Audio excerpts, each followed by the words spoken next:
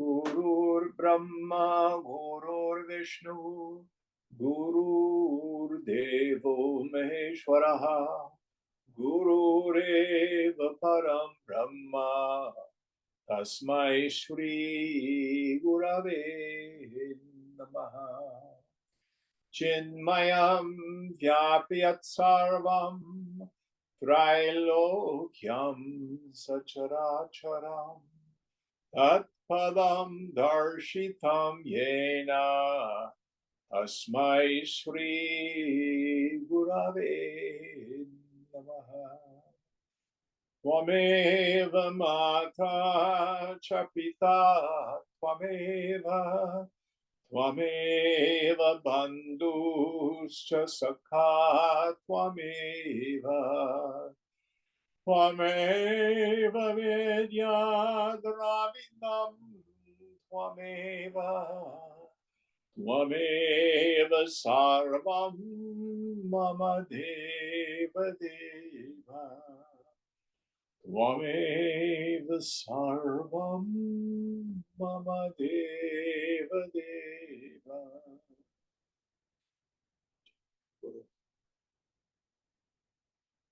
Om Sahana Vavatu Sahana Bhunaktu Sahaviryam Karavavahai Tejasvinavadhitamastu ma vidvishavahai.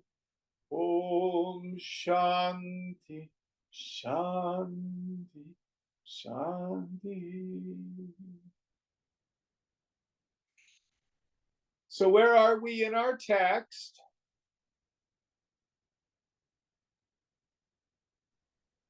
We're on verse 31 of chapter 18. Will you help us out, please? Yep. Atma bhaso yatha hankrit datma shabde statochyate ulmukado yathagnartha parartha tan changjasa. Just as words denoting the action of fire are applied only indirectly to torches, etc., having fire in them, and not directly as they imply a thing different from them, so words implying the self are applied to the ego having the reflection of the self and appearing like it. So here the idea is fire as a concept, forest fire, volcano fire, a torch, a match. These are all particularized forms of fire. So also, consciousness, Atman, which means self, is the substratum of everything. And the very substratum of the ego itself. But in the subtle intellect, there's this function called karta, doership, where we get a reflection of the self. This chit chaya. Chit is consciousness, chaya means shadow or reflection. And for me, the best example is actually when I bring out the little hand mirror and I have the LED lights on. We have a class full of people and I can take the mirror and shine it in people's faces. Is there a light in the mirror? Well, kind of yes and kind of no. Or if I were to have several mirrors, that's an even better example. Oh, look, there's 3 different lights. Well, no, there's one light, but there's a reflection of the light in the various mirrors.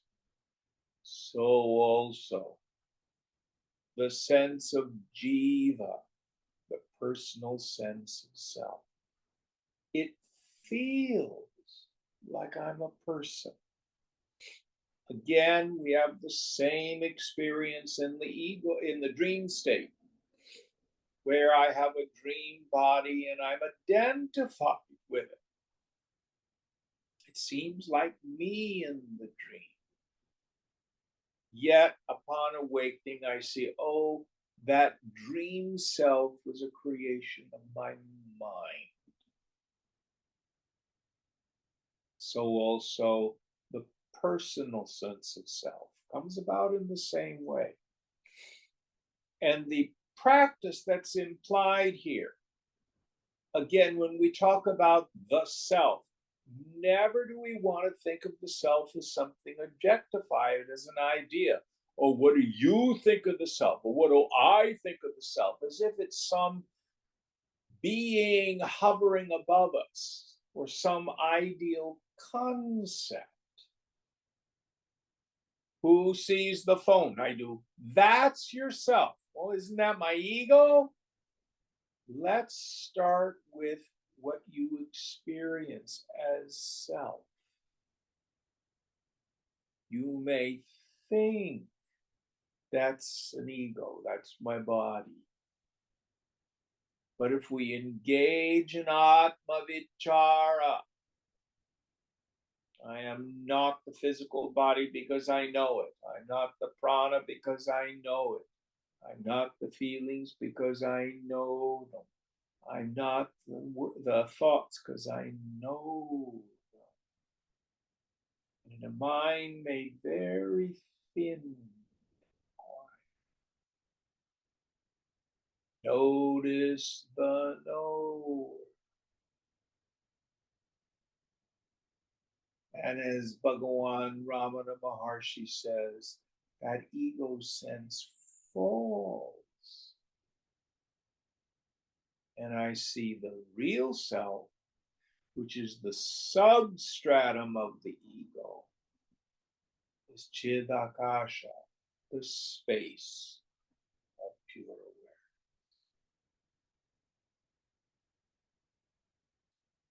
We have to keep doing this over and over and over again until in my mind I'm convinced, no, I'm not a person.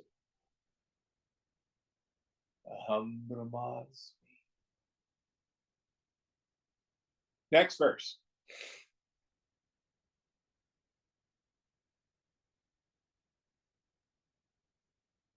Mukhadanyo mukhabhaso yatha darshanukaratah abhasanu mukham pyeva ma darshana nuvartanat aham krityatmani manirbhaso mukhabhasa vadishyate mukhavatsa mrita atma anyo vivikto to tatheva.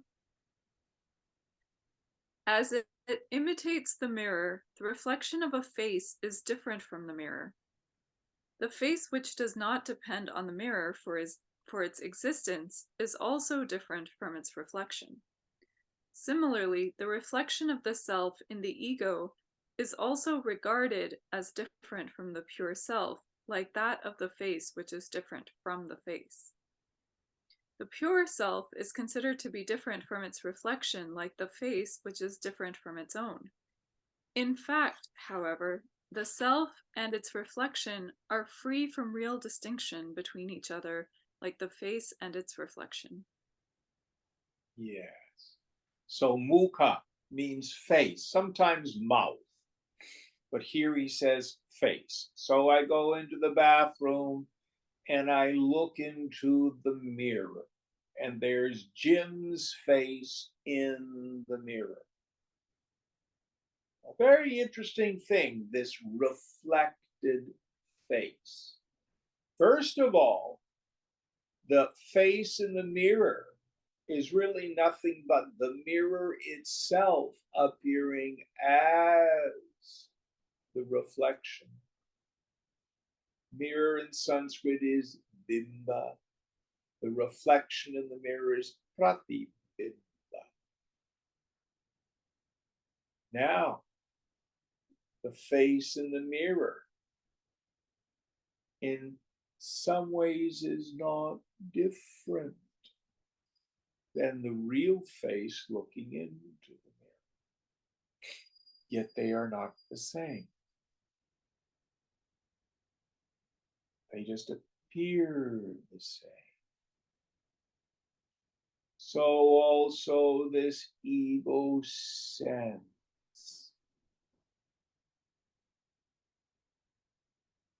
this counterfeit self, this false self, this shadow self, appears in the intellect. And again, listen carefully. It's not evil. It's not bad. In fact, you couldn't function in the world without it. Jim, got up this morning. I made my bed. I took a shower. I brushed my teeth. I did the dishes. Did the self do all of that? No. That was karta, the agent in the subtle intellect. So the important thing to know about this karta, this agent, this ankriti, is it's not you, but it feels like me. Because the self is the substratum for it. So if we take the sentence, I am, and then a blank space. What this karta does, I am my body. I am happy. I am successful. I am a terrible person. I am powerful. I am so together. I am, watch, a realized person. All of that. Got to take your psychic scissors and go snip, zip, zip, zip, zip, zip. All of that is stuff that's made. It's not aham, I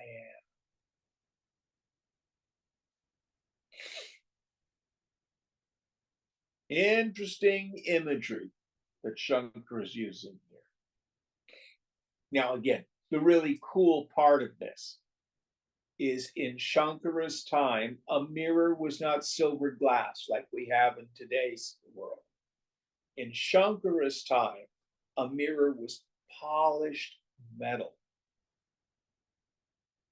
So if I find an old antique mirror, 1,000 years old, and I try to see my face in it, it's all covered with corrosion, it's distorted, may not be able to see anything at all.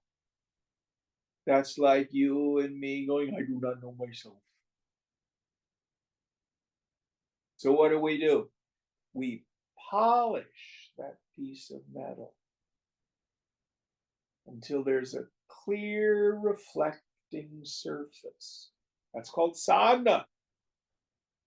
Oh, that's what I look like.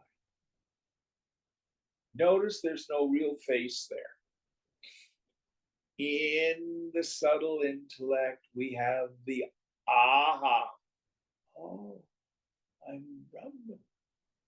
Notice that too is in the world of reflection. What's real? The one looking into the mirror. And it is always self-evident.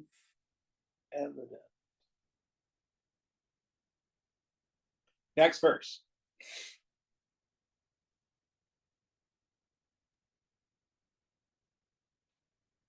Sansari cha sa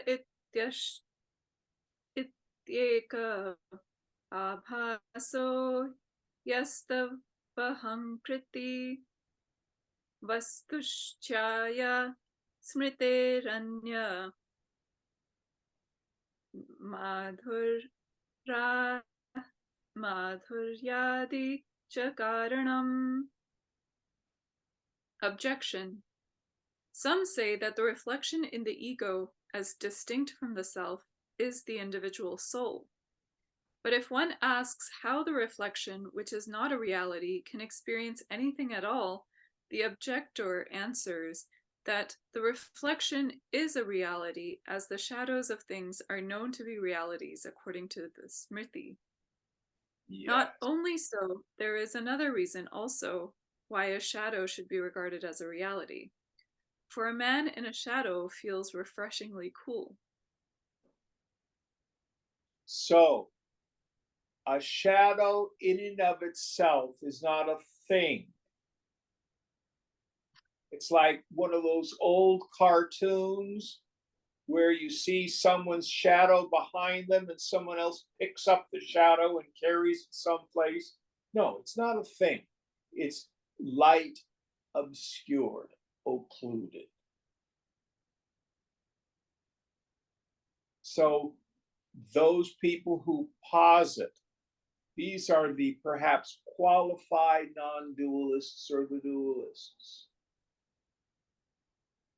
God is supremely other. I'm an individual. I'll never get there. The argument, actually, the objector is putting forward is what we call Visishtadvaita, qualified non-dualism. God is the ocean, I am the drop. God is the fire, I am a spark. I'm of the same nature as God, but I'm separate from it. I'm a little Purusha. And what Shankara is saying here, no. The personal sense of self is a kind of thinking.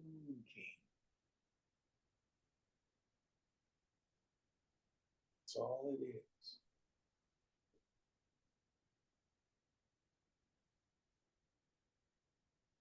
Now, what we need to do is prove that to ourselves. Now, for a long time, we may get stuck in the understanding, okay, I get that I'm witnessing consciousness, but how do I know I'm not just a glob of witnessing consciousness? How do I know my witnessing consciousness is not separate from yours?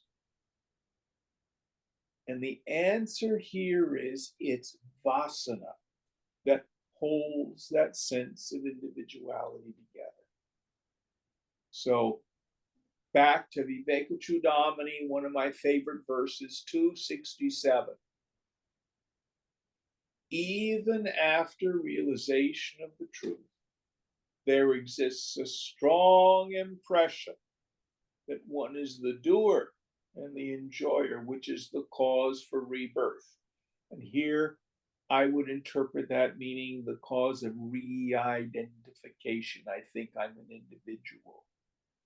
Then Shankara says this has to be conscientiously rooted out. How? Through steady and continuous identification with the self. And he finishes the shloka saying, it is the annihilation of the vasanas here and now.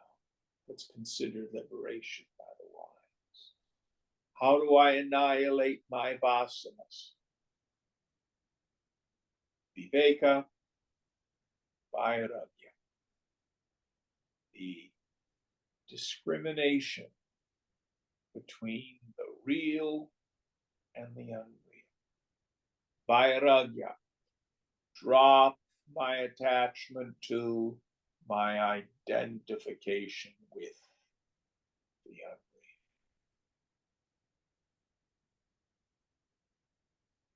unreal. And for many, the last idea is I'm a seeker after liberation. In the end, We have to let go of the mumukshu. But that's the last idea. Get rid of all the others. Use your mumukshutva to renounce all other attachments. Next verse.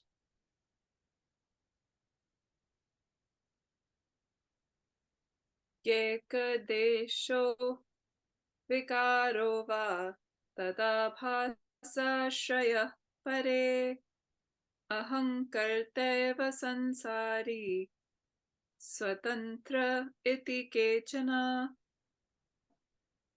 Other objections. Some say that the individual soul is a part of pure consciousness. Others hold that it is a modification of the same. Still others are of opinion that the ego, together with the reflection of pure consciousness in it, is the individual soul. Others again think that it is the independent ego, neither a part nor a modification, which is the experiencer of this mundane existence. Yes. So all these various ideas of the individuality, how can I put this? What is the difference? Why do we have these different philosophical schools? And the answer is this: it has to do with the experiences of the mystic. So as long as there's still identification and attachment, there will continue to be some idea of a personal sense of self.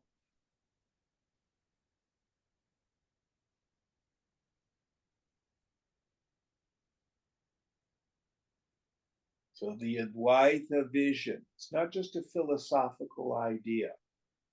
It's the direct experience of the mystic. Has the direct experience of the complete unreality of any personal sense of self. This is what the Buddha meant when he said there's no self.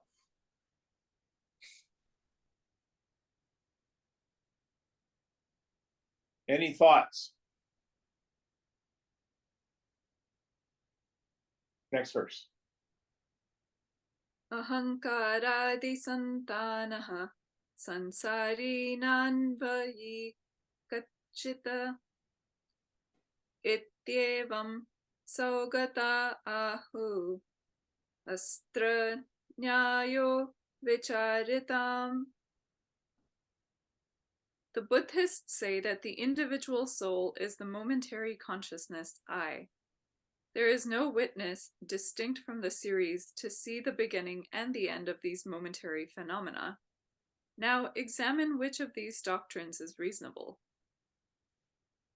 So the Buddhists say that the sense of I, the ground of being, and this is not every Buddhist, these are what we call the Shunyavadins, scholiasts of the void. That the sense of self arises momentarily. That ultimate reality is shunyata, empty, void, nothing. And what Shankara is driving at here is, okay, let's take that as a hypothesis. How do you verify it?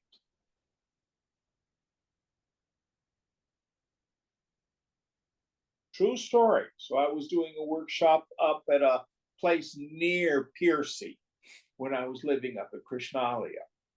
And I said, who here doesn't exist? Guy raises his hand. He's a Buddhist. I don't exist. And so you've had the actual experience of the disappearance of yourself. Yes. So when you disappeared, what was there to know that? It is an absolutely unverifiable position. So the real teaching is this. What the Buddhists say, there is no self, is the same as the Vedantins, which say jiva bhavana, the feeling that I'm a person, is illusory, it is temporary, it is a shadow self. But both say there is a ground of being, your Buddha nature, Brahman, doesn't matter what you call it, Chit, that illumines the presence and the absence of the evil. Next verse.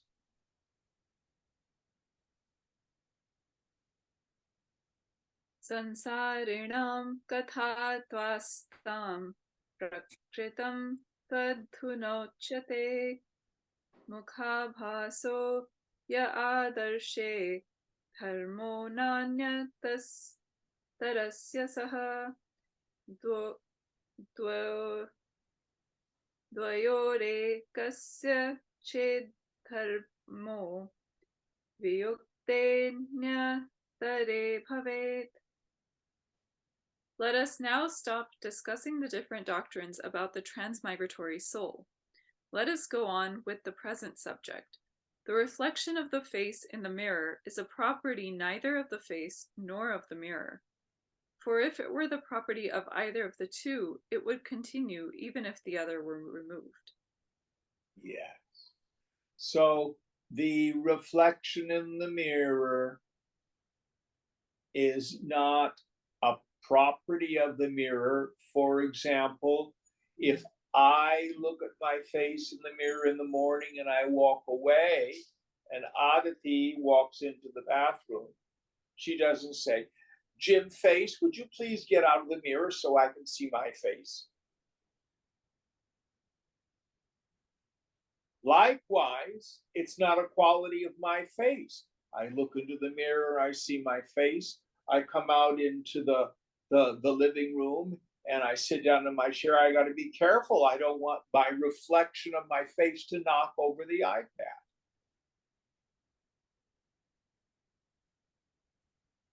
It's certainly an experience, but we can't say that it is as any real existence.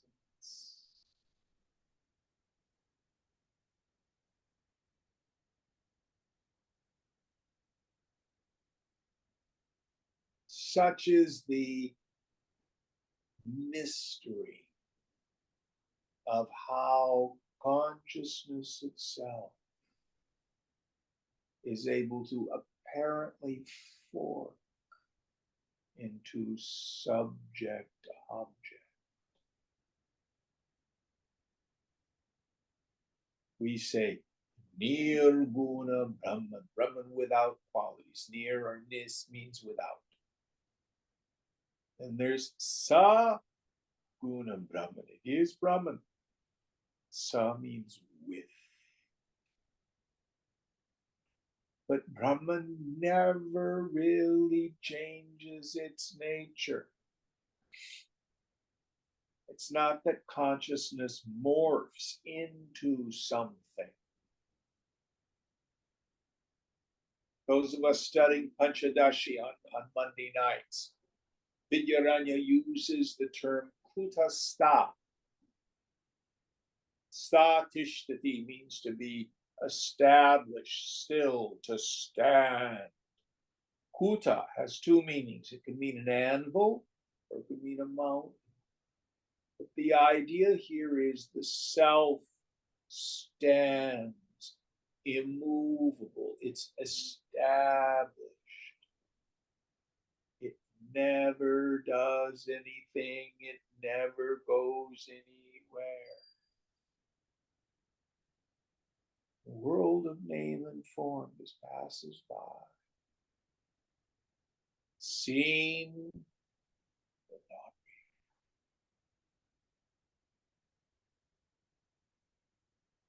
take it easy. Let it go. Don't worry. Sarvam Kalvidam Dhamma. It's all Brahman. Next verse.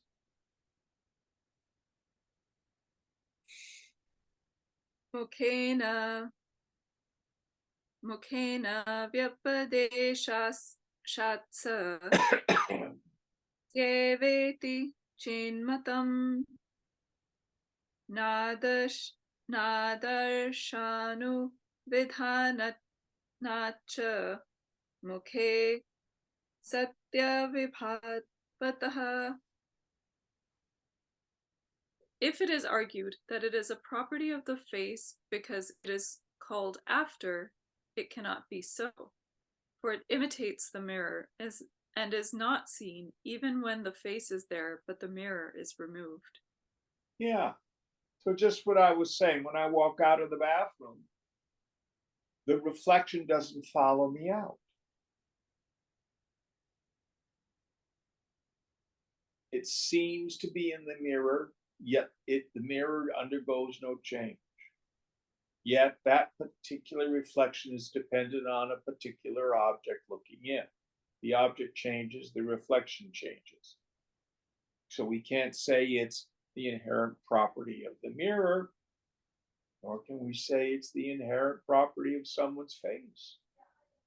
Next verse.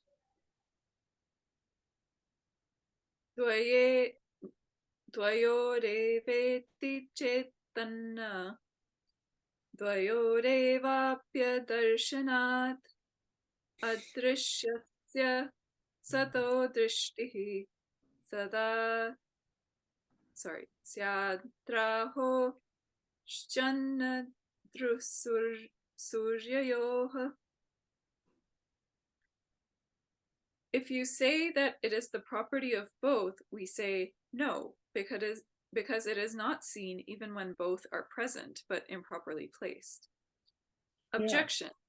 It may be said that Rahu, a real thing, though invisible, is sometimes seen in the sun and moon. So the reflection of the face, a reality, though invisible, is sometimes seen in the mirror.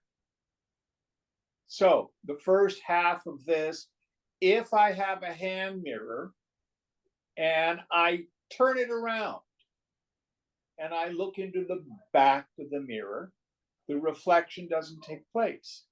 I have to turn the mirror around so it's facing me.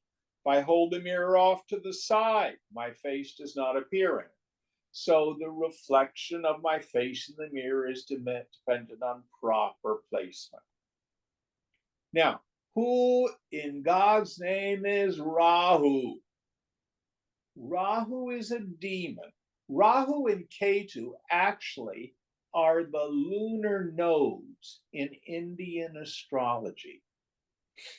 But Rahu is a mythological demon who's up there in the sky. And he has a head and a mouth. But thank God, he has no body. And it was the ancients' way of explaining eclipses, solar and lunar eclipses. So if you watch a full solar eclipse, it looks like someone's taking bites out of the sun until it's totally obscured. That's Rahu eating the sun. But thank God, because he has no body, the sun comes out the other side. Same thing with a lunar eclipse. Rahu is a shadow. There is no real demon in the sky eating the sun and the moon. That is a superimposition on what's really going on. The sun and the moon are temporarily obscured because of a shadow. Likewise, when this chaya, this ahankriti appears in my mind, I think the self is obscured, it's being eaten. Now, when we see a solar eclipse or a lunar eclipse, does it affect or touch the sun or the moon at all? No. It's a phenomenon of perception for those of us in the path of the eclipse here on Earth. So that's all the ego is. It's a phenomenon of perception. There's no permanent morphing personal sense of self. It is created by the imagination and the mind. So what? Don't take it seriously. Don't get all involved with it. If I think I'm a person, I'm deluded. Ego always says to me, if I'm a person, I'm discontent, there's something wrong with either me or the world, and let's get about the serious business of getting out my baseball bat and fixing stuff.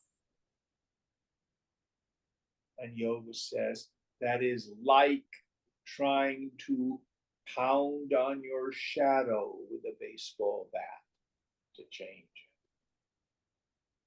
Pointless. Oh, my shadow's all dirty. It fell in the gutter. Let me get out a broom to clean my shadow. Ridiculous. Why? Because it is asat. It has no real existence.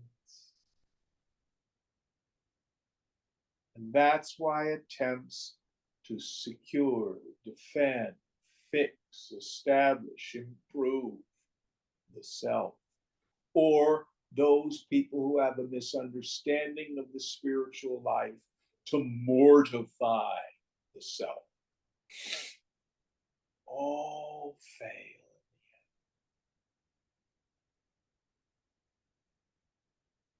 Any thoughts on this? Next verse.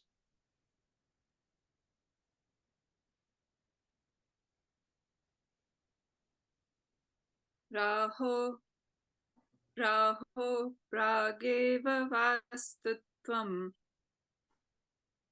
siddham shastra pramanatah chaya pakshe tvastutvam tasya syat pura vayuktitah. Reply. That Rahu is a real thing is known from the scriptures before one sees it in the sun or moon. But according to those who hold that it is the shadow of the earth, it cannot be a real thing, and the unreality of the reflection has been proved by arguments before. Yes. So by the time Shankara comes around, our understanding of astronomy had matured. And we know what we thought was a demon in the sky, which occurs in scripture, is not an entity. It's a shadow.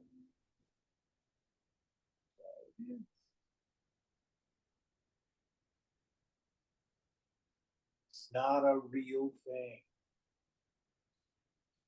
Likewise, some scriptures will posit the existence of the jivatma, jiva atma, the personal sense of self, and will tell you to do all sorts of things to fix and improve it. Do rituals so you accrue punya, merit, and expiate papa, sin. And if you do all these things, this individual will have really groovy things happen to it. You'll go to Swarga, heaven. You'll go to Brahmaloka, etc. I'm not saying that these are not experiences. Just like you can have a pleasant dream.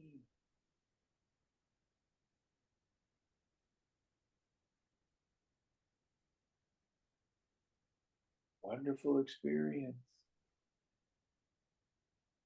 But it's still just a creation of the mind. Just as whether it's a nightmare or a pleasant dream, it never really touches you, the waker. So also, whether or not this apparent phony self is successful or challenged, it never touches the real self. Don't believe this teaching. Look and see whether or not it's true. How do I do that? Quieten the mind, thin the mind through abhyasa, practice, vairagya, renunciation. Introvert the attentive faculty. Keep noticing the knower. Oh, Jim, on Monday I looked within, checked out myself, nothing there. Whew. On Tuesdays, there's a problem. There's a demon in there on Tuesdays. No.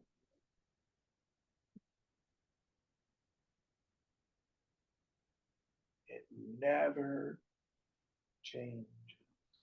Don't believe me? Prove or disprove it. The laboratory of your own direct experience.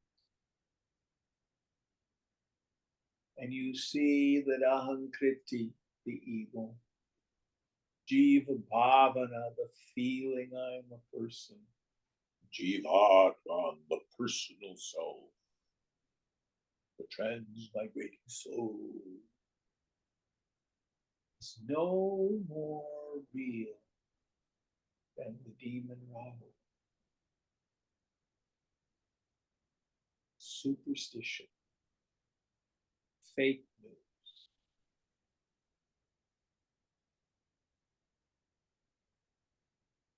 Next verse. Chaya kranter nishedhoyam natu vastutva sadhakaha nahyarthantara nishtham sad vakya marthantaram vadet. There is a prohibition regarding the crossing of the shadows of one's teachers and other superiors, but it does not prove the reality of a shadow, as a sentence expressing one meaning cannot express another at the same time. Yes. So there's a prohibition, a custom that you're not supposed to cross over the shadow of your teacher. What was the other person you're not supposed to do that with? Other superiors. Yes, yes. I have no idea where this came from, but it is a sign of reverence and respect. It's like if you're in satsang and there's a guru, Westerners do this all the time, not knowing it's rude. You don't point your feet at the teacher. You keep them tucked underneath you or off to the side. The truth Walking across the teacher's shadow doesn't do a thing. I promise you, if you point your feet at the teacher, it doesn't do a thing. It's just cultural custom.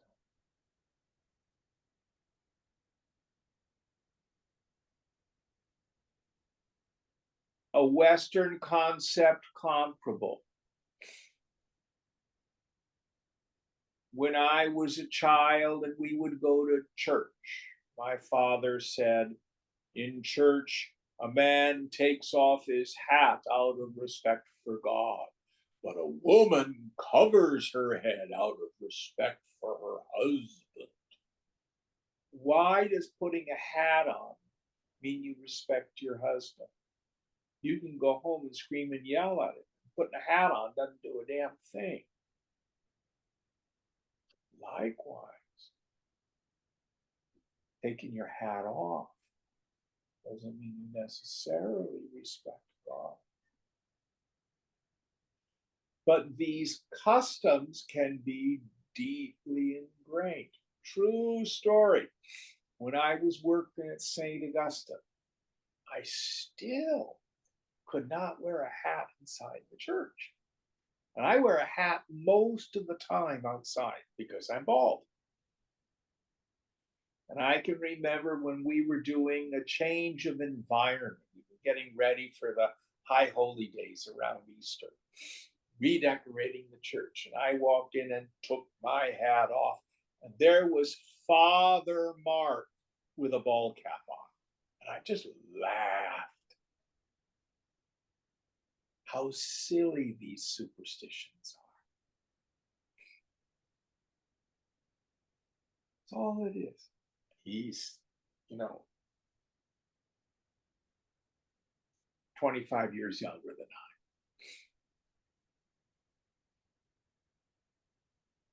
I. Different generation. But that's all these things are. So what Shankara is saying is, just because out of custom we don't step on the shadow of the guru, doesn't mean the shadow is a real thing.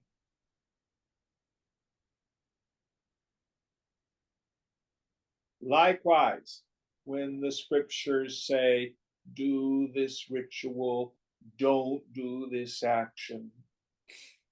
When you eat, use your right hand, not your left hand.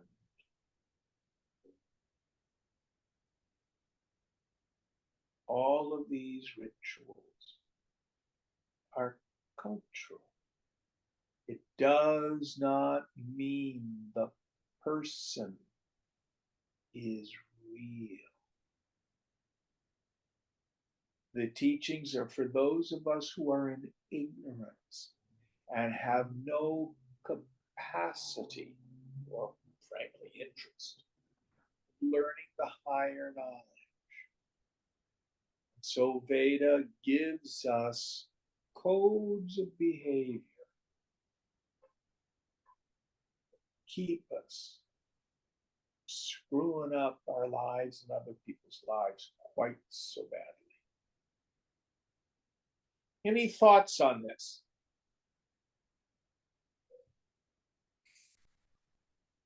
All right, next verse. Madhuryadi cha yat karya mushnadravya sevanat chayayana twadrishtatvad pameva cha darshanat. That one feels cool while sitting in a shadow is not the effect of the shadow on one. It is due to one's refraining from using warm things. Coolness is found to belong to water, but not to a shadow. Yes. So it is the obfuscation of the heat source that makes me feel cool. It's not because a shadow is a cool thing. I can't pick up a shadow and rub it on my face if I'm hot and sweaty. What I can do, though, is go to the fountain and splash water on my face, which will cool me off.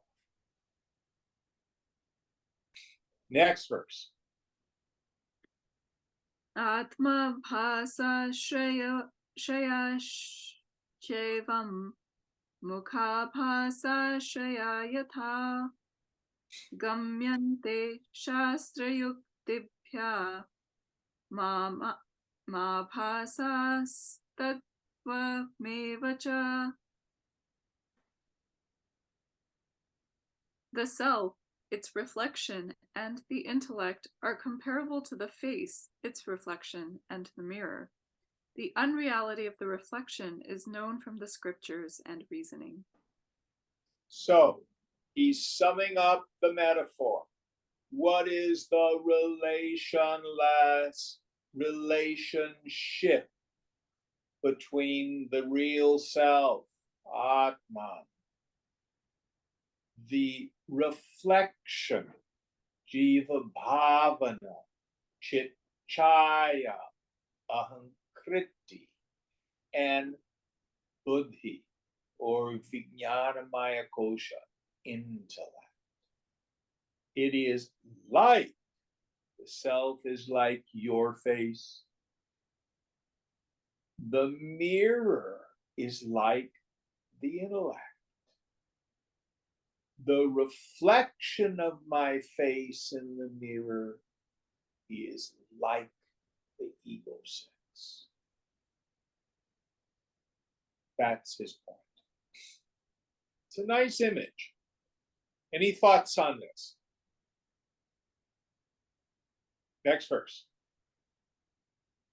Nadrishera vigaritvad abhasasya vyavastutam nachitittvadahankartuhu kasya sansarita bhavet. Objection. Who is the experiencer of transmigratory existence, as it cannot belong to the self? As it cannot belong to the self, which is changeless, neither to the reflection, which is not real, nor to the ego, which is not a conscious entity. Very good question. So, who is the experiencer of transmigratory existence? Again, we don't have to think of it as who is it who goes from one body to another. But I have a good day today. I experience it. Yesterday was really hard. Everybody was mean to me. Who is experiencing these transmigratory experiences? It feels like myself is happy today. It feels like myself was unhappy yesterday. But if the self is always just the uninvolved witness, and the ego is unreal and inert, then it denies my experience. I feel good today. Yesterday I felt crappy. What's going on? Really, really good doubt. Let's see what the reply is. Avidya matra evataha sansaro svavivekataha kutasthenatmana nityam atmavanatmani vasaha. Let the transmigratory condition, then, be only a delusion due to the indiscrimination between the self and the non-self. It always has an apparent existence due to the real existence of the changeless self, and therefore appears to be pertaining to it. Yes. So What is really going on is the perturbations are in the mind intellect. The cause of the perturbations is various kinds of thinking and feeling rooted in ignorance, avidya. In my dream state, I'm dreaming that I'm being chased by a monster. My mind is agitated and fearful because I think the dream is real. My mind in the dream state says, I have to get away from the monster, or I have to vanquish the monster, or I have to hide from the monster. But when I wake up, I see the cause of the mental agitation was ignorance. I did not know that it was a dream. I thought it was real. And this kind of thing can be powerful. This is a real story. I was working with a young man who was, can't remember if it was cocaine or crystal meth. I think it was crystal meth that he was addicted to. And as often happens on those amphetamines, is through chronic, regular addiction, you start to get paranoid and you start to hallucinate. And he owned a house in Mexico. And he was a flight attendant. And after a while, he was convinced that the Mexican government was watching the house. They had him under surveillance, and they were bugging his computers, and there were cameras everywhere. They were listening to his phone conversations. He comes back to the States, he gets clean, but the impression was so vivid, even when he was off the drugs. He couldn't go back to Mexico because there was no way for him to prove that the Mexican government wasn't really after him. Now, my sense is probably drug-induced psychosis. No, they're not coming out of the walls to get you. But it was so powerful that the only thing he felt he could do was sell the house.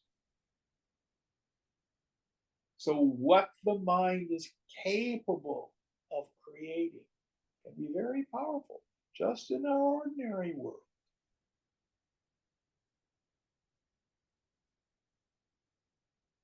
So we're not saying that Maya isn't powerful.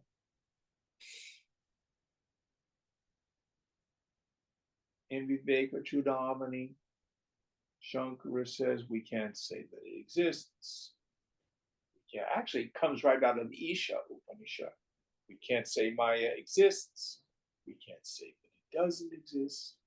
But what we can say is it's really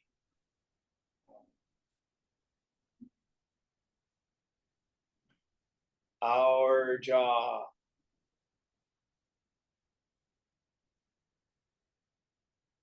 is to continue to get out of the dream.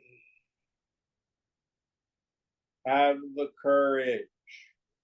Just don't do something, stand there. Just don't do something, sit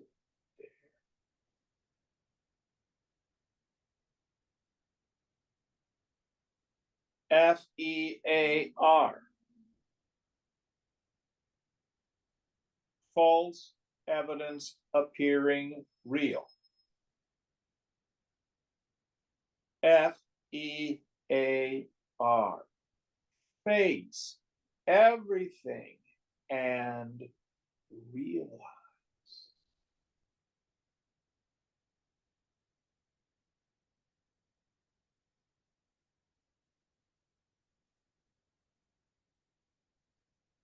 Very, very good verse. Okay, next one. Rajju sarpo yatha rajva satmakah pragvekatah avastu sannapi yeshah kutasthenatmana tatha.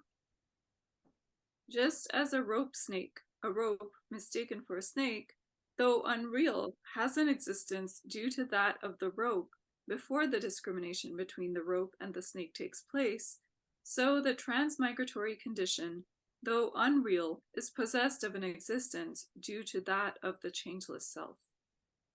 So, this is a fascinating point. You don't hallucinate a snake on a completely featureless piece of ground. The rope is kind of like a snake. I superimpose something on it. This is something the mind intellect does. I always like to use the example of I'm out at Ocean Beach and I'm looking out to sea and I see something white. Direct perception. So then my mind starts trying on different ideas. Is it a sailboat? Is it a buoy? Is it a container ship about ready to go below the horizon?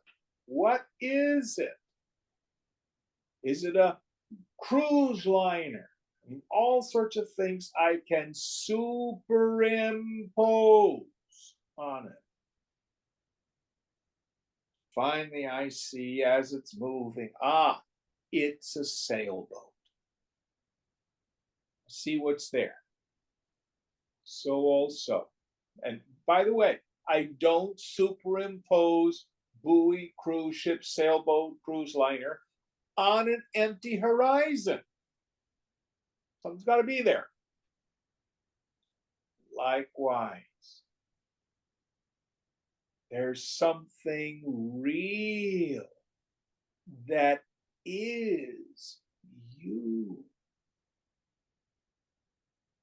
Now it happens to be a birthless, changeless, featureless, formless reality, which shines as the space of pure awareness. But because I do not apprehend it properly, I superimpose jiva, the attitude, the feeling that I'm a person. Now back to our Rajju Sarpa, the snake in the rope.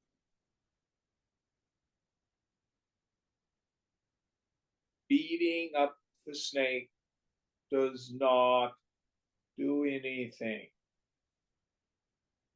Or running from the snake is pointless, it's stupid. What must I do? Sarpa vichara, Rajju vichara. I have to investigate what appears to be the snake to see that it's really a rope. Go looking for this ego, this person.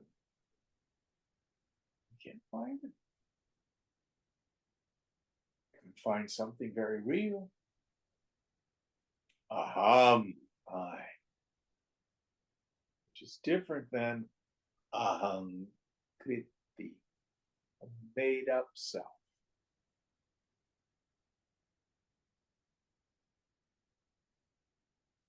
All right, one more. Atma bhasa shrayashchatma pratyaya pratyaye swevar vikaravan sukhi dukhi cha sansari nitya eveti kechana. Some say that the self to which the reflection belongs, though changeful on account of the modifications of the mind pertaining to itself, such as I am happy, I am miserable, and though an experiencer of the transmigratory condition, is eternal. Yes. So some people posit that these modifications in the mind intellect, which give me the feeling that I am happy, I am miserable, are eternal. And what Shankara will say is no. A better image that he has used frequently is the reflection of the sun or the moon in the jar of water. The jar is like the body, the water is like the mind intellect. And the moon in the jar of water is this ch18, this reflected self. And if I touch the water moves, becomes agitated. It looks like the moon is broken. But there's no moon in the jar. Moon's up in the sky. Likewise, because of my ignorance, the mind gets agitated. And then it seems like I have these qualities.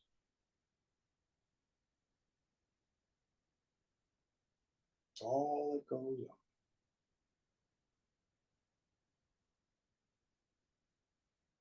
All right, good place to stop. What verse are we on for tomorrow or next week? 48. 48. Om Purnamada Purnamidam Purnat Purnamudachyate Purnasya Purnamadaya Purnameva Vashishyate. Om Shanti Shanti Shanti. Hari Om Sri Guru Pyo Namaha. Hari Om.